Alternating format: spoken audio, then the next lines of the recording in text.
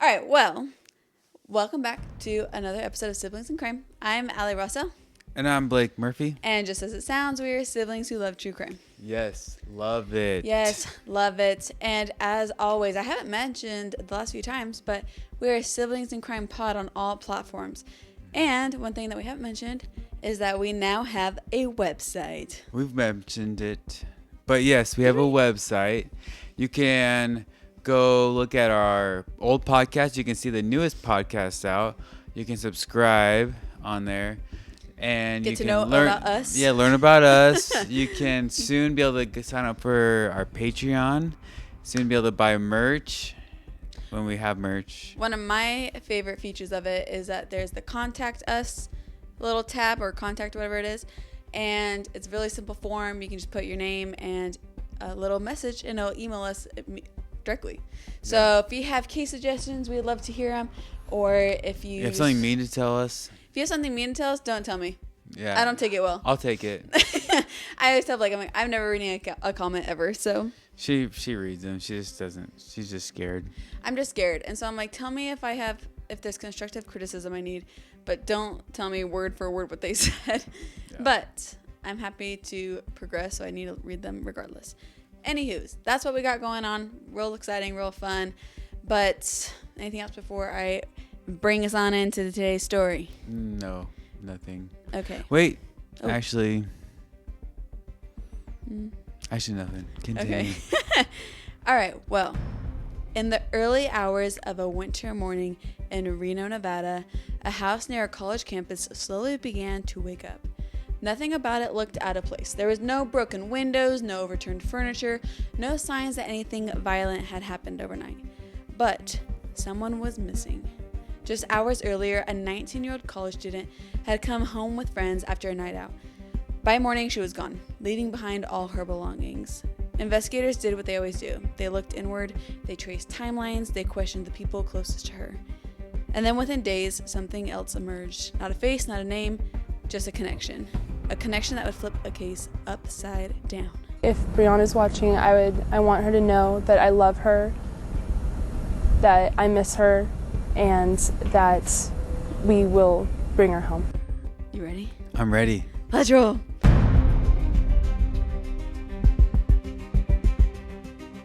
You gasped. Yeah, I didn't want to ruin your intro, but it's a two-parter. It's a two-parter.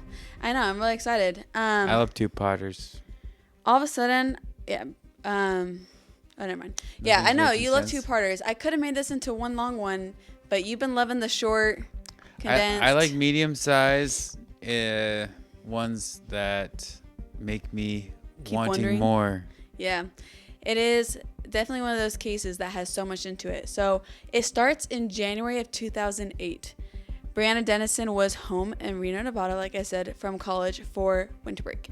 She was 19 years old at the time, and she was actually a sophomore psychology student. She was attending Santa Barbara City College in California, though. So she was just in town for the week or two that you get for winter break. On the evening of January 19th, 2008, Brianna went out with friends to attend events connected to the SWAT 72 snowboarding festival. Have you ever heard of that? No, it sounds sweet, though. I know. I was like Googling about it, and Google's like, I don't know what you're talking about. But then I looked up specifically 2008, and it's like, oh, you mean the summer winter action tours? Ooh. I'm like, oh, that sounds fun. Yeah. So this was like a huge event. It was like a 3-day all-inclusive college snowboarding event. And then at night there was like concerts. And it was like literally ski all day, party all night, nonstop. That sounds sweet. Also, this is just a side note Okay. for everyone listening. There are actually, each airline has their own snowboarding skiing teams that I never knew about until just now when my captains wanted us to join. So I kind think of we random. should. I think we should too. I think it'd be fun. I actually hear like super fun things about it. Yeah. I've heard good things, but Just not looking forward to hanging out with a bunch of old guys. that's true. Yeah, I feel like that's something we'd have to join like in 20 years to really feel like we're fitting in. True. So this was like, sound like the largest like college party of the year. It was filled, like I said, with concerts. And literally these people are staying out all night long, like not getting home till like 8 a.m. type of type of partying. Dang. I know. I'm like, Party holy animals. smokes. I'm like, how you supposed to ski the next day? Like, Yeah. I don't know. It was crazy. So it sounds. Mm-hmm. Before heading out that night, though, Brianna spoke with her mom, Bridget, and they went over the plans in detail. She was like, this is where I'm going. This is who I'm going to be with. And also, I'm crashing at my friend's house tonight. This was, like, very typical for them. Their friend, her name's KT. Not Katie, KT. KT. Yeah, KT. KT Hunter's house was... KT Hunter? Yeah, that's her name. She was a student at the University of Nevada, and so she had, like, student housing. She had, like, a rental close by. And so after partying, everyone was planning on crashing at her house and then going out again the next day. So this was normal for Brianna to really keep her mom in the loop. And I just realized I think I'm going back and forth between Brianna and Brianna. And now I'm questioning myself. Brianna. Okay. Great. So this was, let me make sure I bring that in. This was normal for Brianna to keep her mom in the loop. She seemed like she was very safe, precautious, want to make sure her mom was like knowing her ins and outs. Mm-hmm. Seems like a very close relationship. Anyways, as the night progressed, the friend group was starting to get tired, as you can imagine. Here's me, 7:30's rolling around. When's bedtime? So, yeah. Yeah, these you girls sleep from 7 to 7. Kate, but you got to keep in mind. Actually, 7 to 9. 7 to 9, that's not true. Yeah. No, it's not. Don't make me look bad. I'm just joking. Keep going. Don't worry. In college, though, 19-year-old, I was like actually out until like 3 or 4 in the morning. Yeah. I could actually keep up by then. You're crazy. I'm just saying I wasn't as sleepy as I am now. Yeah. However, their friend Jessica, she was actually getting to the point where she didn't want to stay out any longer. And so she caught a ride home. And so this group is like already dwindling. I'm not sure what time Jessica got a ride, but this group is dwindling, and Brianna herself was starting to feel a little sick. And so she wanted to go home a little earlier as well. So they actually left the festivities, the concert, whatever was going on, and they decided to catch some breakfast on the way home at Mel's Diner inside the Sands Regency Casino. And some reporting, aka Dateline, places their return home after breakfast around 3:30 in the morning. So she's not feeling good. She wants to call it early, and that's 3:30 in the morning, which just puts things in perspective. Mm-hmm. Crazy. So in true... For you. What? I'm just kidding. I said for you. Yeah, it is. And for you. Nice try. I'm probably getting called at 3:30 in the morning. I got work that day. Because I called out sick. Yeah, seriously. In true college-ish fashion, everyone crashed where they could find a spot. And it was funny because when I type up these stories, I like run it through ChatGPT after to fact check to make sure like what I'm missing or anything like that. And I wrote in true college fashion, and ChatGPT is like, not sourced, cut. I'm like, geez, I was just saying like in my own experience. But it seemed like Brianna didn't want to get squished in bed with all the other girls, and she settled for the downstairs leather couch. So she's the only one downstairs while everyone else found and buddied up in beds upstairs. KT Hunter, the renter of the home, the friend, provided her with a pillow and blankets, and she also provided a 2-foot-long teddy bear as an extra pillow. Oh, wow. So she set up on this leather couch. Yeah, seriously. But leather is like the worst to sleep on. Yeah, it gets so hot. Yeah, you're like sticking to it. That's why I hate our couches at this house. This house is not as bad. I imagine those ones that like are cracked leather too. That's the worst. But Brianna went on to sleep and fell asleep in the early morning hours of January 20th. The house on McKay Court, so we're going to call it the McKay Courthouse because that's where it's located, it began to stir awake around 9 a.m. on Sunday morning.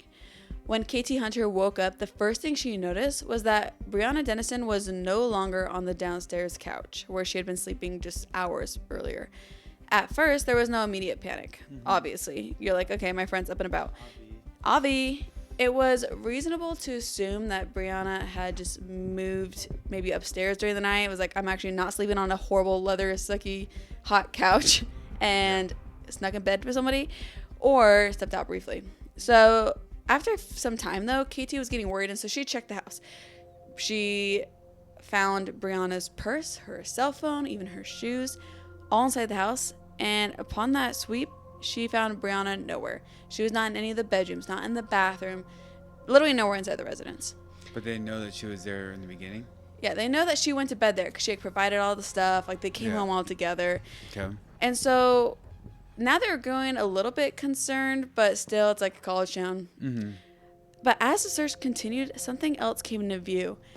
A silver dollar-sized blood stain on the pillow that Brianna had been using on the couch. Oh, that's crazy. That's a pretty good size. Yeah. And some blood was on the teddy bear as well. Maybe she got a bloody nose. Maybe she got a bloody nose. And like got up to go somewhere. Yeah. Where would you go though? Like, I didn't go to CVS. Well, they checked the whole house. I know, but I'm saying like she got up and then she heard something. And then she could have left from there. Her. Well, the stain made everyone very nervous right away. Mm-hmm. They're like, I don't know if they thought blood. I feel like that's what you want to go to. Is like, oh, nosebleed. But yeah, for them, they're like, this is disturbing. We're calling authorities. Yeah. Because nothing else appeared disturbed. I mean, there was no signs of forced injury, and this is actually what made them so nervous. It's not shocking that there was no sign of forced injury because they left it open. They left it unlocked. So all their friends could come home. Exactly. Yeah, that's what happens. This glass door was like facing the leather couch she was staying on, and it wasn't abnormal for people to just leave it unlocked. It's like a hotel. You're just coming in and going. Everyone's coming back at different times. And so they thought, the friends at least, thought right off the bat, like something had to have happened. Yeah. There was no visible struggle anywhere else in the home either. So it was kind of weird. Like a singular event happened at this one couch and then she's gone. So Brianna was not someone who would leave without her belongings. She had made plans. She had checked in with her mom. The blood was just like threw him over the top. And that's when KT contacted Bridget, Brianna's mother. And that's when she immediately called the sheriff's office. And I'm surprisingly, this is pretty rare. They were like on the case right away. Yeah. They're like, we don't think anything else happened. Yeah. It looked like good. Foul play. Exactly. As KT, Especially, I bet the blood is like made them jump into action. For like sure. if she was just gone, they probably would have been slower. She's 19. It's a party weekend. Yeah. That's usually the type of thing you'd get. Yeah. But now there's blood. It's like, Right. Exactly. And so they were actually over immediately and on the case right off the bat. Good. Yeah. KT once stated publicly, she said, quote, "Someone walked into my house and took my friend and did God knows what with her." And I'm like, Jeez, that's spooky sounding. The scariest thing. And I hope that she doesn't feel any guilt. Because I feel like as friends, if you're in the house, like it's natural to feel like some sort of guilt if it's your house and stuff. But how sickening to know that like just you were right upstairs. Mm-hmm. Like that's got to be like pretty traumatizing for the friends. Yeah, I agree. So by mid-morning, the McKay courthouse was no longer just a place where friends had gathered the night before. It was now the center of an unfolding crime scene. Jeez. According to Kind of like the Idaho. Yeah, murders. Exactly. Yeah, see, that's what But freaks that me one's out. different. Yeah. Yeah, exactly. And those friends are like, yeah, we feel guilty. So it's like you're so close, but yet so far, and you couldn't do anything about it. Yeah. So according to later forensic findings and medical testimony, the intruder approached Brianna while she was asleep. A pillow was pressed forcefully against her face. The pressure was significant enough to cause active bleeding in or around her mouth, nose, or throat area. And the assault did not evolve into prolonged struggle elsewhere in the house. There was no evidence that Brianna moved through the residence or attempted to flee in any way. So from their perspective, they're thinking she was like sleeping, passed out, and was suddenly attacked, had not a chance to defend herself. She was overpowered and removed from the house. This is what they're going off of. That presence of blood that you're saying, that is what really got them being like, this is a crime scene. And they secured the house and began to document everything they could. Investigators recovered biological evidence from the scene, including touch DNA from a door handle belonging to an unidentified male. Now, that's crazy to me because I'm like, first of all, that's pretty gnarly that they can pick up touch DNA if you just like touch a doorknob. And there's been so many people in and out of this house that we know of. Yeah, but maybe that was the last person. It's like trumps all the other. It's like on top of all the other ones. Yeah, somehow. Yeah, I don't think it works that way. But what I have on touch DNA is that it refers to microscopic skin cells that are shed naturally when a person touches an object. So these cells can be transferred even through brief or casual contact, such as gripping door handles. Doesn't need any required bodily fluids or such. So while modern forensic testing can generate a usable DNA profile from these tiny samples, touch DNA cannot determine when the contact occurred. That's why I'm like, I don't think it's like layered. And or how long it has been there. And so they're not able to see like, oh, this print looks like it was here for 2 weeks and this one looks like it was here 20 hours ago or whatever. So because of this, touch DNA on its own is not a smoking gun that you would want. However, it does gain significance when evaluated alongside of other evidence. So that's why they look at it so much. So investigators typically use touch DNA to exclude individuals and link cases rather than prove guilt by itself. And this touch DNA is going to be very telling throughout the case. So on its own, like we said, not proof. So the obvious thing that the police were fully aware of is people came out in and out of the house all the time. The door handle could have been handled by so many people, like guests, friends, private visitors, maintenance workers, delivery guys. Yeah. If a delivery guy's touching the doorknob, I would be freaked out. But yeah. Could even just be like people that drop stuff off, like flyers and stuff. They put it on the door. Oh, handle. true. Yeah. So I'm like surprised that they're like, oh, we found one unidentified male. Mm-hmm. I'm like, you've gotten everyone's prints that's ever come to this door. I'm not sure how long. It probably doesn't last that long. I was just about to say, I don't know how long touch DNA lasts. I should have looked that up. But so I imagine they tested everyone that could have been around in the last like week or however long. So they went around getting everyone's DNA, and it wasn't a match to any of the friends that were in and out of the house. So do you want to make any guesses before we move on? I know I'm not giving you much. I think. But you can just throw it out in the dark. That there was someone who is a loner type. Okay. Creepy. Oh, you're getting me a profile. Yeah. I like that. And he was at the party and the snowboarding and everything. He saw her, stalked her, saw that she was alone on the couch, was looking through the window, and took his opportunity and killed her and took her with him. That's so sad. So you think she's dead at this point, not just missing? Yeah, I think she was murdered by a stalker. On the couch. On the couch. Ugh. Or maybe just, I don't know. It's just a little bit of blood, so I don't know. Maybe she had a bloody nose. He saw her get up, and she saw him staring at her, so he attacked her. That would be the scary thing. I feel like in a case like that, though, you're like screaming. I know, but You're making a whole lot more maybe noise. she screamed, and everyone was just drunk and passed out. Maybe.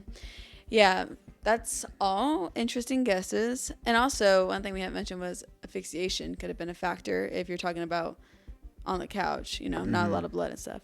But, okay, interesting. Well, because, we're going to get into obviously all that. But one thing I do want to add, this was like a crazy time. Like, she was 19. She's gorgeous. Like, media is going to run with this story. Everyone's wearing like blue ribbons because blue is her favorite color. And it got tons of publicity. There's a massive search. Like, Brianna's a missing person at this point. There was a backlog at this point of 3,000 DNA samples. And they had a process, so Brianna's was like behind these 3,000 samples. The sheriff or whoever was talking made a kind of like a public plea. Like, if you want us to do the sample, we got to raise money. And they raised $150,000 so that hers could get processed sooner. Dang, that's Isn't that crazy? This community has come together in so many ways to look for everyone's daughter. And I think the Brianna Denison case has emerged as everyone's daughter. Early leads, people closest to Brianna. All right. How we always do it. AKA starting with the boyfriend. Oh, she has a boyfriend. She has a boyfriend. Maybe he was jealous. Police confirmed that Brianna had been in contact with, I think his name's Cameron, according to reports, that night before she went to sleep on the couch at McKay Courthouse. Phone records show that Brianna was texting her boyfriend that night in the early morning hours, and her last text seemed to have been sent at 4:23 a.m. So now we're getting a good timeline. According to Brianna's aunt, they seem to be on the rocks. They are going through a breakup. She said those texts allegedly were saying pretty awful things to her that night, calling her names, all that stuff. And I don't mean to drag him through. Everyone is young and says things. And she actually described this boyfriend as jealous and young, just like you nailed it. So there was nothing in those messages that suggested that she would leave intentionally or she was wanting self-harm or anything like that. And so it's either he came and got her or she would have done something to herself in this situation. and he was interviewed early in the investigation. Cameron cooperated with detectives. He provided an alibi for the early morning hours of January 20th and agreed to submit a DNA sample, actually. His DNA was compared to the male DNA profile recovered from a Cape Court residence, and it did not match. With no forensic connection and an alibi that seemed like it held up pretty strong under review. I'm not sure what that alibi was. I think he was like way far away from her house, though. Cameron was eliminated as a suspect, making him the first potential suspect crossed off the list. Okay. And that's always... No, actually, no, I'm not even going to go down that route. So, Cameron, off the list, did nothing to her, but they might have been, like, breaking up or something. So, he was, like... Maybe they were breaking up and she was frustrated, so she went outside to talk to him or something. Oh. And then she hung up, and then the guy grabbed her. Yeah. It doesn't look like they were on the phone. But, yeah, even if she was, like, went outside or got up for a little bit or whatever. I mean, they got home at 3:30-ish, and this was, like, 4:30. So, she was up for a while still after returning to the house. But... as detectives reconstructed the group's movements from earlier that night, another detail surfaced, one that involved a complete stranger. Who? Who? Earlier in the evening, before Brianna went to Mel's diner, remember her friend Jessica that was like, I'm exhausted, I'm going home? Yeah. She left early, and instead of walking or calling a cab, she flagged down a guy who was just leaving the party too. He was driving an SUV. She wanted to go home with him. And she just wanted to catch a ride. Yeah. She said she could have walked. It was in range, but it was cold. And it didn't seem dumb at the time. But this random man picked her up and took her to the house that they're all staying at. So now he knows where the house is. So now that he knows where the house is. Right. And so this, to her, it was like not a big deal. But now looking back, she's probably panicking, thinking, did I bring a strange man to show where we're all staying, a bunch of girls with an unlocked door? Yeah, seriously. I can't imagine being the friends. Like, you're watching this evolve, this case, and you're like, please, like, don't be this person. Yeah. So it was, let's see. So the theory came that, like, maybe they didn't take Jessica right away, but when they came back to the house, they saw Brianna on the couch, and that's how they found her. But I was going to go into this whole thing about hitchhiking. I don't even need to go into that. I think we all know it's pretty dangerous. Surprisingly, it's only like, I think it's like less than like 1% of crimes is hitchhiking though related. I know, but I feel like probably the amount of crimes that happen in general, like when you hitchhike is probably really high. Like, I know, I forgot. Out of 1,000 hitchhikers, 50 get murdered or something. Look it up. I will, but I'm just saying, like, there's probably Right. not that many hitchhiking compared to, like, people jogging or something like that. Right. That's what I originally went to look that up, and then I found that, and I was like, that seems pretty low. But you're right. Like, of the people hitchhiking, what percentage of people are getting attacked? Obviously, the hitchhiker gets more attacked than the person picking up people from, like, picking up the hitchhiker. Yeah. And surprisingly enough, the crimes most often happen within a 3-mile distance of a hitchhike. So, like, if you're getting picked up and you're only going 3 miles down the road, those are, like, the situations that most crimes happen. So be very careful. You may think, oh, I'm only going a mile down the road. Just be smart with your decision making, because not everyone is as innocent and safe as they seem. Mm-hmm. Did you find that information? Not yet. I'm working on it.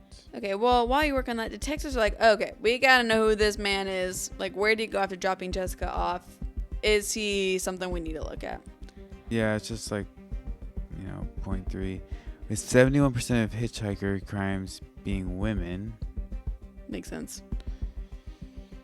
Yeah, anyways, let's just keep going. I don't think there's recent stats on it, actually. Okay. Is what I remember saying. Like, the most recent was, like, the 90s that I saw. Sounds Anyways. all right. Hitchhiking's way less common nowadays. Yeah. Anyways. Well. Anyways.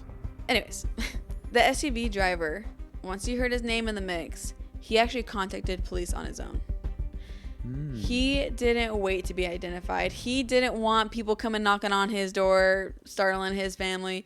He voluntarily came forward and answered questions about his movements that night. He also provided a DNA sample, and his DNA sample was a... match? Not a match. Oh, I was going to say, like, You were setting it up, and I was like... Not a match to the crime scene. Okay. With that comparison complete, the SUV driver was cleared right away, and I'm sure Jessica was relieved as all can be. It was quite frankly, like, obviously they were happy that it wasn't the SUV driver. Yeah. We're only a few days in at this point. We're like 3 or 4 days in. But you just know that they want to catch this person so bad. So it's like you get your hopes up, but then you're like, dang it, now we still don't know where Brianna is. So about Brianna, she was born on March 29th, 1988. And she actually lost her father when she was approximately like 1 year old. Like she was a baby. Oh, wow. She was raised primarily by her mom, the one she's obviously super close with. And she had a very strong support from her grandparents as well, and extended family. So she had a really close family, even though she didn't ever really get to know her dad. As a child, Brianna received art therapy to help her process that early loss, and it actually influenced her career goals, and that's why she's going into psychology, which is, she wants to be a child psychologist even. Oh, that's cool. Which is incredible. I love when people like have great experiences and go on to make a difference. Mm-hmm. And Frances described her as empathetic. She's thoughtful, deeply motivated by concerns for others. So she just seemed to be like the most liked person in the world, and she followed rules, and she always communicated with her mom. So like thinking about her just getting up and leaving didn't seem like it was in the question. Yeah. It's not part of the cards. Not part of the cards. Nothing about her suggested that she was like a risk taker or anything like that, which meant investigators were now facing a far darker reality. What if this perpetrator did not know her? Because now they've crossed out all the obvious close in the family people and the SUV driver. And so now they're branching out even further. As investigators processed the evidence from the McKay courthouse, they spoke with the neighbors. And this is when one of the neighbors told a kind of freaky story. This is so different between probably age and male and female. But this next door neighbor was saying how he was awake in the early morning hours. He was in the living room watching some TV when he saw a shadow go across his back door and someone was trying to open his door. Now, see, if that was me, I'm like almost crying thinking about it right now. That would scare the heck out of me. I'm immediately calling 911. I'm crying. I'm screaming, all the things. Mm-hmm. This man is like, you are. I know. I'm like, absolutely. I don't do well with strangers. He was like, oh, it's probably a drunk kid trying to find his way home. Ignores the situation, doesn't call anybody, and just lets the guy move on his merry way. Can they go get the touch DNA off of that door? Oh. It was not mentioned anywhere, but that would have been smart. Yeah. Yeah, so I wonder if it was. So I guess it depends on how long touch DNA lasts, but I didn't find anything that they went and tried to compare DNA between the two. But that to them was like, okay, this is starting to feel like a random person. Because if they did try the neighbor's house first and it was locked, and then just happened to come to the next house and it was unlocked and there was like a pretty young woman on the couch, then they're not feeling real good. Yeah. Because how do you even start when it's a stranger? It's hard. It's hard. Absolutely. These detectives did more than just search for stuff. These were great detectives. Sometimes you're like, oh, dead end. Now we hear it's a crime case or a cold story for 20 years. Cold case? Yeah, cold case. A cold story. Cold story. All the same thing. So they actually began comparing the DNA they had to other unsolved cases in the area. And the community is a huge part of pushing Brianna's story. Like the fact they're able to test DNA, this is within a week. They're able to get the DNA tested and they're already working on comparing it to other cases. Oh, that's good. Yeah, that's crazy fast. Yeah. The male DNA profile recovered from the scene, including touch DNA from the door, was entered into law enforcement databases and reviewed alongside DNA. CODIS? So it was entered to CODIS, no hits. Oh. No people. Nope. That's But- always so crazy. Go ahead. It's like that person doesn't have a record. Whoever touched that door. Well, that's what freaks me out because I'm like, that's a pretty big deal, stealing a person from their home. Like, you would think that they have a big rap sheet. Yeah, Like, you're done telling me this is your something. first offense? Like, at least the first offense they caught with. That freaks me out. I'm like, that's your first thing you do is, like, the most extreme thing ever? Holy cow. Emotional damn. That was much better than last time. I would have known what you were saying last week if you would have said it like that. I didn't commit to it last week. You were shy. I wasn't shy. I just thought you were going to get it right off the bat, but then you didn't, so I had to like keep going. That's funny. Well, so they put it actually, yeah, they ran it through CODIS, no match. They went and reviewed alongside DNA from recent sexual assaults near the University of Nevada, Reno campus, though.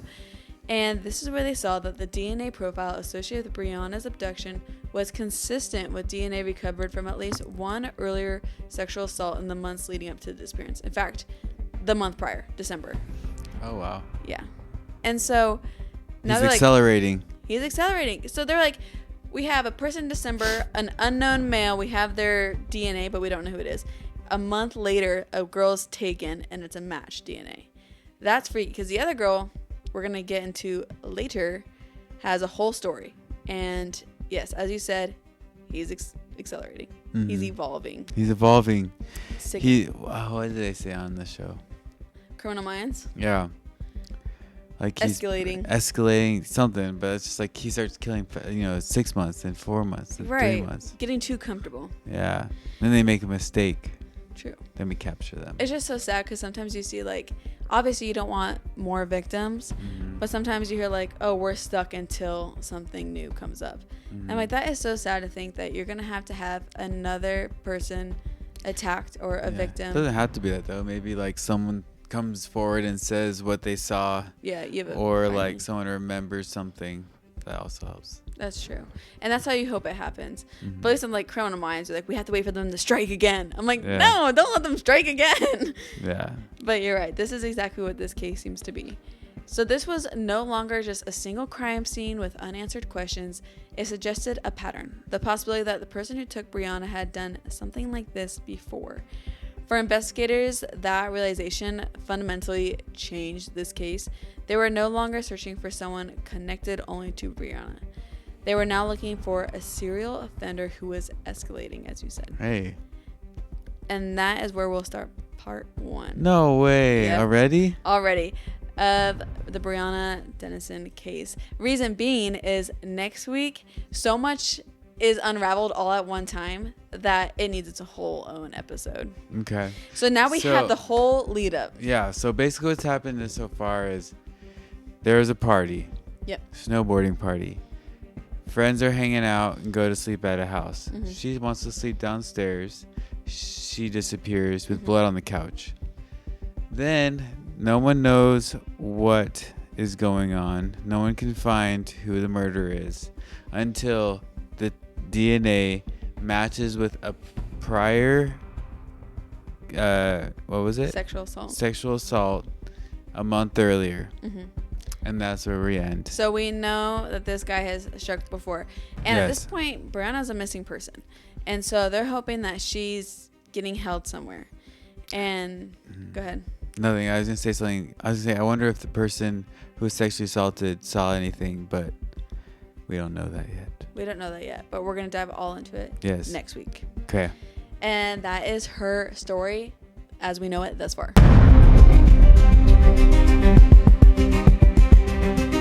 I know.